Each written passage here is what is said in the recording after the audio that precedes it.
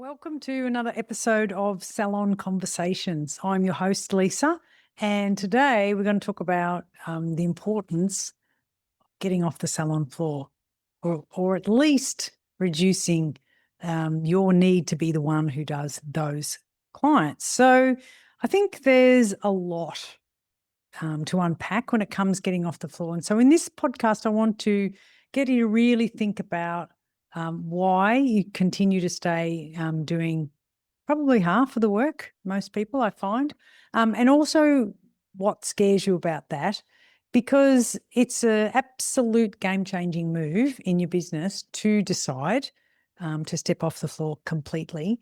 It is probably up there with putting on a full-time or having all the hours covered with reception, because that's another game-changing thing. And it's a bit like you don't think it'll make that big of an impact, or you're worried about the cost and all of those things, the same as putting on a receptionist. But when you do and you master it, it's absolutely the best thing you'll ever do in your business. It really is. So that's what I want to help you to unpack in your thinking in this podcast. So it's difficult. It's really difficult. And there's a couple of reasons why I think it's particularly difficult is because that's who you are. For most of us, we started out as a hairdresser, a beauty therapist. And so to give that identity away, something that we probably did for 20 or more years, to give that up just doesn't seem right. It doesn't feel like, well, then who would I be, or what would I do? Or does it, we worry about the mixed messages like, am I too good to do you now? Am I too good to look after you now? No, you're not. But I think unless we spend some time unpacking that, then it's going to be a problem. And unless you address it and truly understand what would be the real value in keeping the clients and what would be the real value in handing them over to your team. And when you spend some time there, then it seems less difficult. Not saying it's not difficult, but it seems less difficult. And it is less difficult. So it's not just that it seems. So some of you might have tried that before it did go well. I know from experience that people get off the floor and then they have to go back in, and they're all very not happy about that. So there's lots of things that we have to look out for that. And so slowly and steady will always win the race. Some of you have to get off the floor because you're having a baby, or you've injured yourself, or you've got back problems or something related to you continuing to do this work. So sometimes it's almost easier to have a reason that isn't of your doing. But when you say, I no longer want to work on the floor because I don't want to, that's hard. That's hard. And so it feels like, well, what am I saying? Am I saying that I'm too good to do clients now? Or there's a lot of stuff churning around in your head. So I think that you don't have to prove your worth to anyone by working on the floor or not working on the floor. But I think I don't want to take you off the floor if it's what your joy is, but I always think someone's got to run the company. And if you're going to be on the floor and you run the company, then I think that's just an accident waiting to happen, really. So I'm all for you to remain on the floor and do some of the tasks, the things that are more difficult or that you particularly love, but I don't think that a large amount of hours is good for anyone's business. So I'm not taking off the floor if you don't want to, but I think like if you do 30 hours, maybe 20, imagine having 10 spare hours a week to work on your business, to support your team, to get all the stuff done, so that when you end your week, you don't go, I've got to do that, I've got to do that, and you don't feel like it never, ever ends. And I think that even reducing it by 10 hours is going to make a big difference. So if we do that and then we do another 10 and we do another 10, I've never met a person who didn't enjoy having both, but at a better balance, right? At a better balance means that, yeah, I do. I look after those clients, but I don't do all of the things. Sometimes we are doing things that you just think, oh, look, I'll just do it. No, don't, right? So this is really about getting you to understand that your superpower is not staying where you started. Your superpower is to step into the space of who you have become. And that's a business owner. That's an entrepreneur. That's a a person who's in charge of a lot of people now. It's not just about you anymore.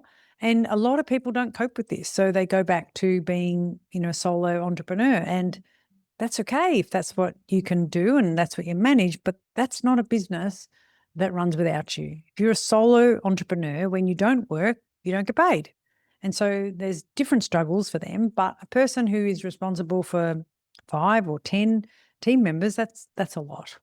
That's a lot. And so I want you to be in the best mental state and physical state so that you can look after what kind of comes your way. So that's why I feel really strongly about this. It's something I've done really well. I did it myself a couple of times. I did it in my coaching program and I stopped coaching and handed things over.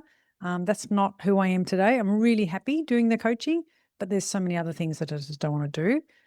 And at the moment, that's what I want to do. But I also want to do the surgeon's work of the coaching. I don't want to do the really Betty basic things. I want to do the what's between your ears. Why can't you do it? I love that sort of stuff. I love helping someone to become clear, to become unstuck, so that they go, that does make sense. So I'm going to share a few little things with you today that will get you to think about what it is you're doing, because if you don't understand where you are, it's very hard to know where to go.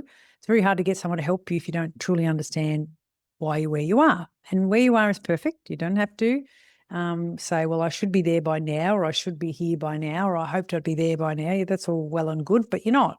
You're where you are. So there's a lesson there. I think you've got to understand there's a balance between the clients wanting you, right? But there's also, you get a secondary gain from them wanting you, because when you feel wanted, everybody does, feels important, special, valued. So when a client wants you and you want the client, that's fine, except that it's just time you're not doing something else. It's time you're not training someone else to do something else. So we always have to be careful that the clients do want you. Why? Why do they want you? No one else can do it. No one else wants to do it. So sometimes we got two types of team members. Some team members go, no, don't want to do that one. And other team members would like to do that one, but you don't let them do that one. It's just easy if I do it myself. No, look, she's just a pain in the bum and I have to look after her. But what you are saying is I'm the only one who can look after her and that I don't think you can. And even though you don't say that, that is a message that comes across. Better I do it. Better I do it. And I say a lot of times, and this is what I use an example, I say, this is the task, right? And I say, now, I want you to do this, and you start handing it over. And then about halfway, your brain goes, no, I'll just do it. And the person goes, oh, okay. Because you realize that handing it over is going to be a little bit more complex than you thought. And you think, oh, I haven't got time to do this. I might as well do it myself. And you can, but you didn't fix anything, right? And so every time you have a client in your salon that it can only be serviced by one person, that's a big risk, because that person, if it's you or another team member, that's a bottleneck, right? That really means that client's only got one option. She's got one option or nothing. And when a client's got one option or nothing, they don't come forward if that person's away. And that's a big risk. But if you can have a favourite, if your client prefers me, but she's equally as happy with Susie does it or someone else, and that's a good option for the client and it's a good option for you. So what I'm always wanting to do is minimise the risk, right? Minimise the risk of what can go wrong in your business and what can stress you out. Because if you've got a lot of risk that isn't addressed and it just blows everything up, that's a big problem, right? So imagine if for some reason you got removed from your business tomorrow because you're sick, or you had to go and look after your mum or something like that. That's a problem. That upsets clients, it upsets team members, and it upsets the business financials. And so that's a risk. So my job is always to be looking at how do we minimize the risk of when things go wrong, that it's not going to upset everybody. And one of the things that'll minimize the risk is you have clients that are as happy with Betty or Barry or whoever it is. And if you have clients that are just really single focused on one person, that's a big risk. And that's an accident waiting to happen.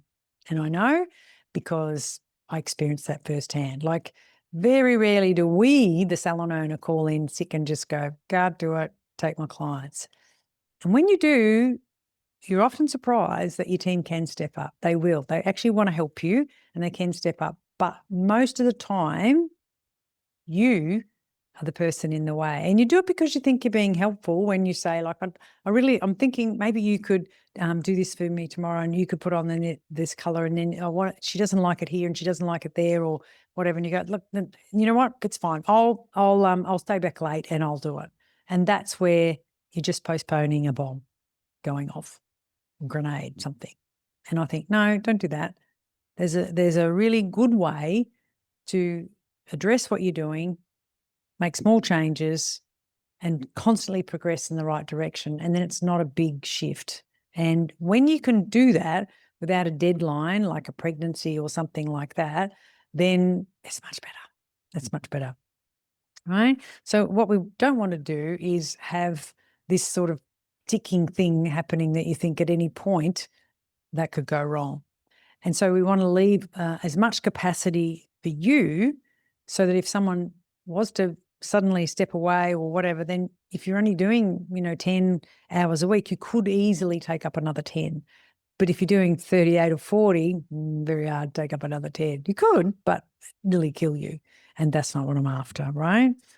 So the other thing that I think is our identity is really tied to looking after clients. And so there's a lot of joy in that. There's a lot of joy in a client coming in and going, "Oh, you do such a good job and I'm so happy and I'm always happy." And so to give that away can be hard because it's a short-term gain. So when someone says, "That's really helpful, I just love the way you look after me," that's I did the work now, I got the reward now, and I feel good now.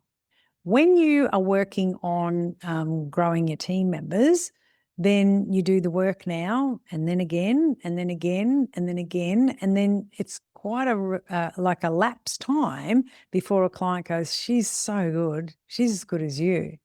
So you can still get the reward. And I might tell you the reward's bigger, but you have to wait for it. And we're not used to waiting for things. So it can take some time before you get that reward. Whereas at the first you're thinking, "Oh, really, I feel like I'm doing a lot of work here and nothing's really changed." But you have to trust me now and thank me later. But that's what happens. And I found that myself when I began to coach people is when people come to me, often they're a bit disgruntled over things, they're disappointed with things, they might be disappointed with their financial situation, they're disappointed because they're offering training to the team and the team goes, "Oh, I can't come, I'm busy." And so they're often a lot of things that have been simmering away for a while. And yes, I help you, but I can't help them straight away. It actually takes time. We have to set up meetings and so that the communication becomes really clear in your business. And then after some time, they always say, "That is such a good thing. I'm so glad that we do the one-on-one meetings now because I'm really across what they need and we can make a plan every week and we go small and we help." And so there is a time lapse between me helping you and you implementing, and then you go, "And that's the best thing I ever did, handing over my clients." But at first, there's not much reward, and I struggled with that because when I first became a hairdresser and you got it right, not only did the client thank me instantly, but when I worked for someone else, my boss, Sam, used to say, "That's so good. She looked really good." And so not only did I get an instant thank you from the client, I got an instant thank you from my boss, and I loved that. Then when I moved to be a salon owner and no one said, "Good job, Lise," because I was the boss, so I didn't have a boss, and I'd go home, my husband didn't know about what I was doing and things. So I still got the thank you from the client, but I didn't get the thank you from the boss. And so that was a bit missing.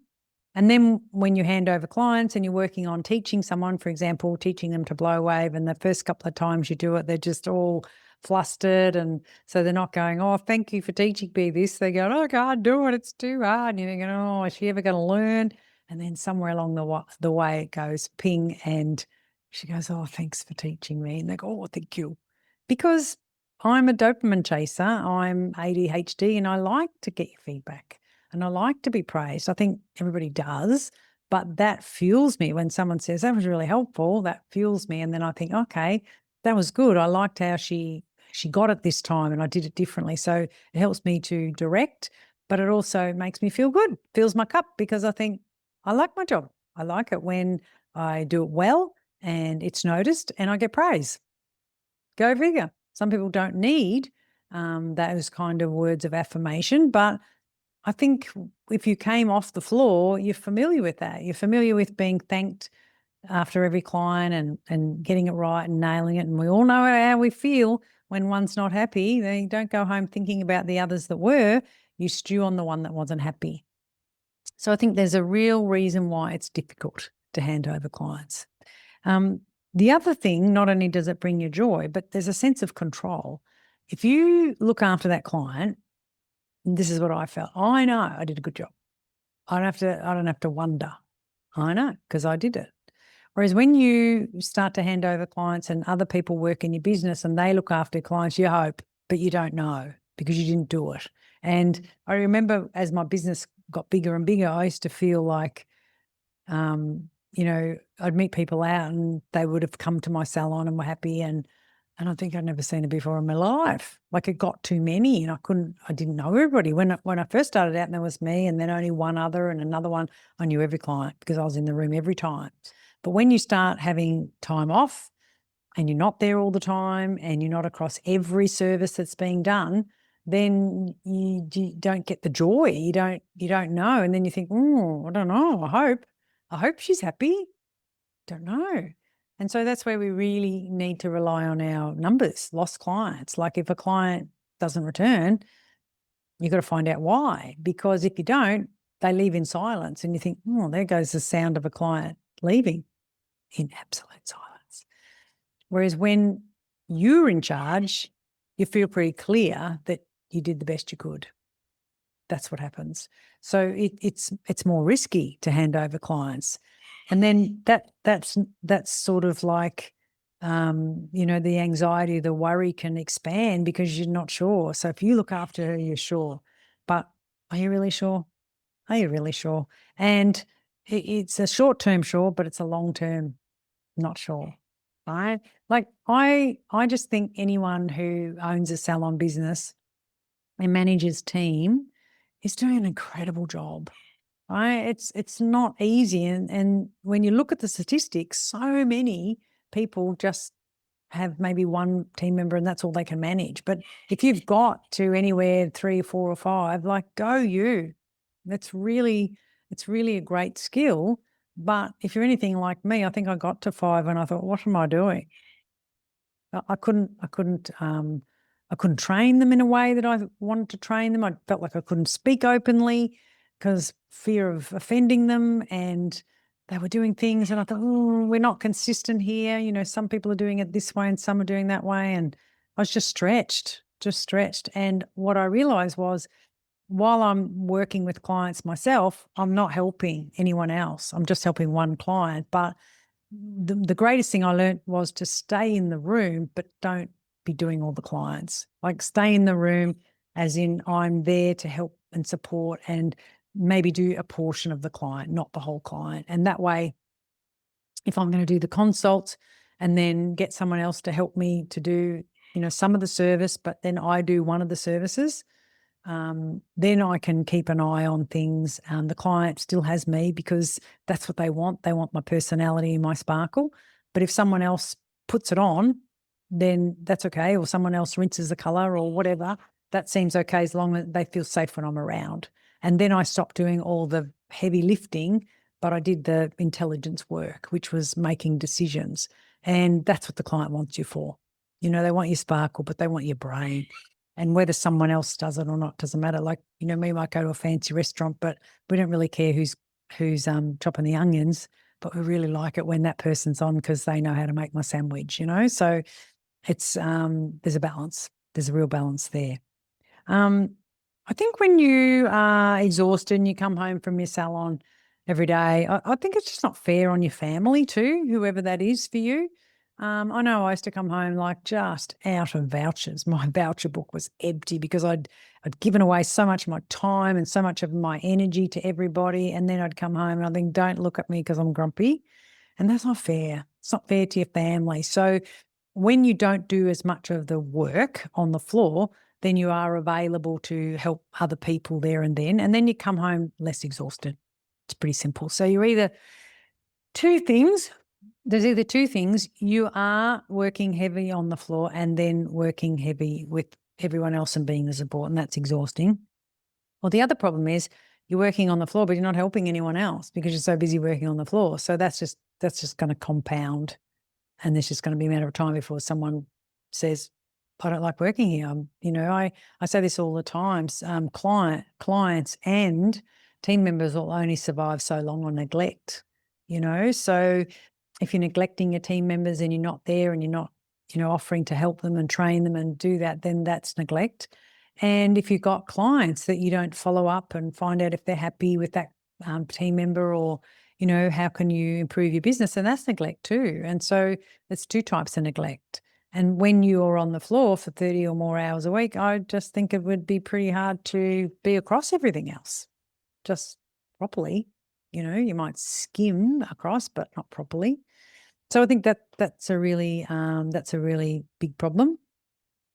The other thing too is I think when you hang on to a client and you go, oh, I better do that one, without you realizing, you do send a message that you don't trust someone else to do it or that you're the only one can do it. And I think you send the message to the team member, oh, I better I do that one, and you might say that because you think, well, she's a pain in the ass and you don't want your team member to have to suffer. So you do it, but it still says only I can manage her. And then when you have clients that only have you and they can't go to anyone else, that's telling the clients that they can't trust anyone else, that you're the only one who can do it. And so that's not a good message either. And a lot of people struggle because they want the business owner and the business owner can't fit everyone in. And then they go, yeah, it's not the same. It's not the same. When they gave me a team member, it wasn't like her at all. And there's the problem. Because if the team members, which I think can be equally as good as you, they have to be better, right? They really do. I found you can easily hand over a task, a service, anything if you know that person's going to do it easily because we're honest people. We can't do things that are dishonest. We just can't. We're just people and we can't. So for me to be able to say, you need a haircut with Jackie, she's so good at it. I'm not going to say that unless it's true. But if she is, you say, look, she cut mine. She does such a good job. Give her a go. I'll be here anyway, but you'll be surprised. And I think clients need changes too. They need different ways of seeing things, but there's got to be some consistency across the team. And if you're the only one who does a proper consultation and the others don't, there's a problem. If you're the only one at the end and says, are you happy? Are you happy with what you received today? And no one else does, there's a problem. So there's certain things that must be consistent across the team. And there's other things that aren't as important, but it's really important that we understand what those things are. And they're your quality control things that you will ask, and that your consultation isn't for 5 minutes. It's the whole way through. We should be consulting on what we're doing and why we're doing it. And if your other team members go, so what are we doing today? Oh God, I can't even say that out loud without feeling cringe. And then they get enough info and go, yeah, no worries, and they're onto it. And they don't speak to them. They don't tell them this is going to be on for 20 minutes. They don't tell them this might sting. They don't tell them. And then, of course, the person's going to want you because you show much more love and attention.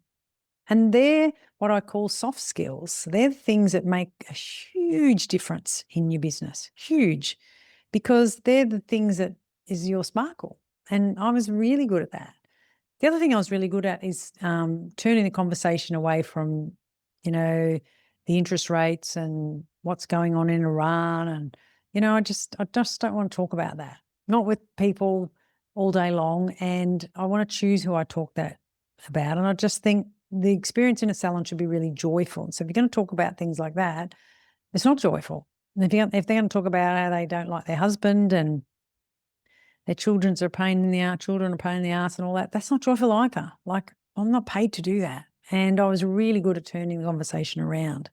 Now, those who don't turn it around, they can end up in conversations that they wish they weren't in, that causes like an uncomfortableness. I've known many people to be and share and squeeze out all the information about the bad divorce and the affair and all that. And then the client can feel like, I don't know why I told you all that. Then feel a bit embarrassed, So I didn't like that. I used to always have a really lovely way of saying, yep, well, I know the world is pretty shit in some places, but you know what's not shitty here, and I'm going to make your world even better because today I'm really excited to get on to this. Right? So you just turn around really nicely. Don't ignore them. Don't say, I'm not talking about that. You just say, yeah, acknowledge it. Acknowledge that her mother's awful or her daughter's not good at the moment. But you know what? My experience is daughters and mothers can change. And so sometimes when we don't get on, it means that when we do get back on again and we do feel connected, it's going to be a really good thing. And I just think maybe we've got to be a bit more patient and pause or something. But today, what I can do is look after you. And that's my job. So let's get on with that. Let's talk about things that just make us happy. That's it. And so when you do that for someone, they feel like, yeah, that makes sense. So someone's got to lead the show. I think it should be you. That's my opinion. But when you do that, clients feel heard but protected and safe, and they don't go down, a hole of, and then this and then this, and then you match every story that they had with another very bad story. And I think, oh dear, it's not good, right? It's not good. So I think it's not just the services that you're teaching, it's how to interact with the client and find out those soft skills that are you. What are those really beautiful things that you just do and take for granted? There's lots of little things. Like I always let the client leave their glasses on during the haircut and not only ask them to take it off just at that little bit around the ear and then put them back on. And the people who really struggle to see enjoyed it and liked that. Some people don't. But if you're used to coming to me and I'm very flexible and accommodating, and then I give you someone else who might be able to do equally as good the service, but they're bossy about having your legs crossed and sitting up straight and all that, they're not going to like that because they're used to someone who doesn't like that, right? So doesn't do it like that. So they're the little things that you need to address as well. I think the main thing to understand from what I'm wanting you to learn from this podcast is that hanging on to clients for too long is just a recipe for disaster. It's an accident waiting to happen, and it's exhausting for you and it's frustrating, right? It's frustrating as well because you feel this pressure that you are the only one who can do things. Well, spoiler alert, it's your business and you're the only one who can change it. So spending the time to learn these skills, to transfer clients properly is an absolute game changer. And I'd be more than happy to help you with that. The other thing is your business is not scalable. While you are doing a large quantity of clients, it's not scalable, right? It really isn't because of all the messages that you're sending without you knowing. And you don't get real business freedom, right? I think there's a lot that comes with running a business. There is a lot. And one of the things that I think should happen to you is that be in your business, be there for them. But at any point, if you're not pinned to clients, 30 or 40 hours a week, when something happens in your world, you can step off. You can take a day, you can take a week to help something or someone. And when you're very heavily loaded with clients, it's almost impossible because you've got to move those clients who won't have anyone else to someone else. And hopefully other team members are fairly full as well. So it is a risk. I like the salon owner to be the spare in case. But you have to watch out for that too, because sometimes when your team go, oh, well, I could have a day off because it's not really going to affect our clients, Lisa can step in and do them. Yeah. And there's some of the things that I help you to address when we do the transfer 1/3 of the clients, because I've seen this from every angle. Seriously, I don't think you can ask me something that I haven't already answered in the training, because I've been doing this for a long time. So the thing that gives me the greatest joy is to free a owner up so that she can truly run her business in a way that isn't so pressure focused. And yeah, it's a real joy. So transferring 1/3 of your clients is a really good place to start. And of course, if you did that 3 times, you'd be transferred all of them. But at first, and this is exactly the same as I ask you, go slow, do it slowly, do it properly, so that you can just transfer 1/3, see what happens, make your adjustments, and then you do the next third. So it's a really lovely skill, and there's something nice about being older and wiser. I heard something the other day, and it said that intelligence is knowing that a tomato is a fruit, but wisdom is knowing that you don't put tomato in fruit salad. And I thought, yeah, that's really true, isn't it? Tomatoes are fruit, but we don't put them in fruit salad. So hopefully that was helpful, and keep coming back. And if you enjoy it, please share it with somebody else, because that's how we help each other. And I look forward to seeing you in podcast number 2. And I'm going to go a little bit more into how we actually do the transfer. Thanks for listening. Bye for now. If you're listening to this and you think, yes, I am interested, I would like to know how to transfer 1/3 of my clients successfully, strategically, and safely without dropping one, then just comment 1/3 or click the link below, and we will. The link is in the show notes. So click the link below in the show notes, and you can join my live workshop on how you transfer 1/3 of your clients. So if you'd like me to help you and you think, yes, I'm ready to transfer my clients, and you think this is you, then click the link below. It's in the show notes, or comment 1/3, and we will find you and we will send you the link and you can join the training. I look forward to seeing you then. Bye for now.